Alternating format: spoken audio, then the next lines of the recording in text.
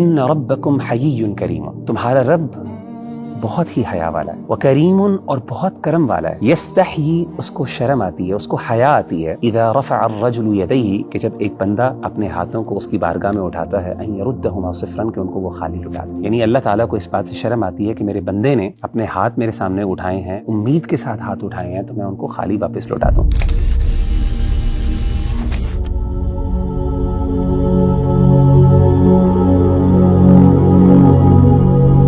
اگر اب انسان جب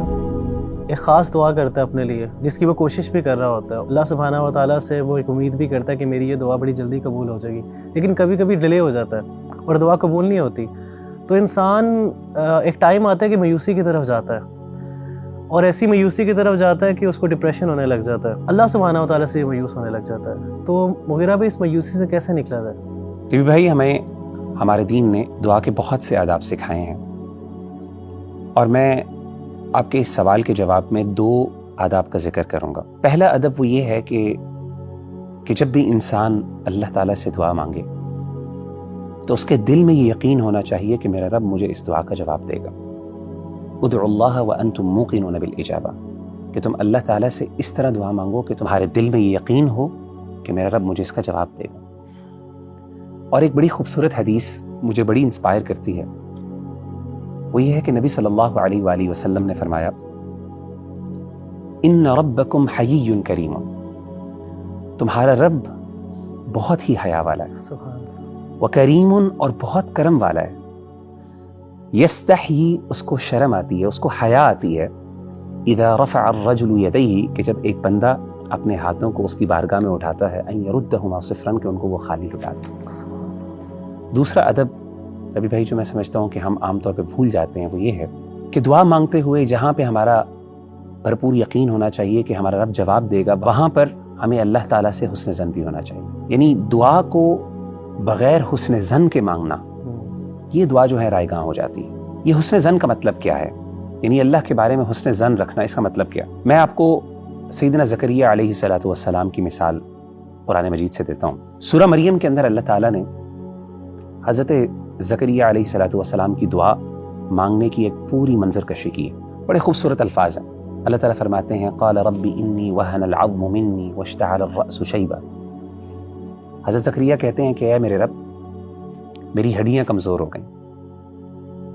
واشتعل الرأس شیبا اور میرے بال سفید ہو گئے۔ میں آسان الفاظ میں پیرافریز کر کے بیان کر رہا ہوں۔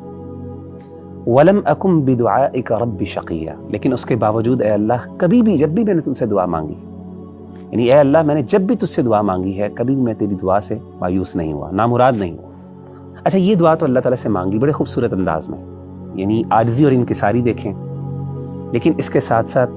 یقین بھی ہے کہ اللہ کبھی آج تک میں مایوس نہیں ہوا، نامراد نہیں ہوا۔ اب میں ذرا آپ کو حسن ظن کی مثال دیتا ہوں۔ حسن ظن کا یہاں پہ مفہوم یہ ہے کہ سیدنا زکریا علیہ السلام نے اس بات کا اقرار کیا کہ اے اللہ، یہ میری ضرورت ہے، یہ میری طلب ہے، یہ میری چاہت ہے، لیکن مجھے اس بات کا بھی یقین ہے کہ تو میری اس ضرورت کو پورا کرنے کے لیے کسی خاص وسیلے کا محتاج نہیں ہے، یعنی میری یہ پریشانی تو بغیر اولاد دیے بھی پوری کر سکتا ہے۔ سبحان اللہ۔ اب دیکھیں قرآن مجید میں دوسری جگہ پہ اللہ تعالیٰ نے ان کے حسن ظن کے بارے میں کس خوبصورت انداز سے ذکر کیا۔ قرآن مجید کی آیت ہے، وَزَكَرِيَّا إِذْ نَادَىٰ رَبَّهُ رَبِّ لَا تَذَرْنِي فَرْدًا وَأَنْتَ خَيْرُ الْوَارِثِينَ، کہ زکریا نے اپنے رب کو پکارا اور کہا کہ اے میرے رب، لا تذرنی فردن، مجھے اکیلا نہ چھوڑ،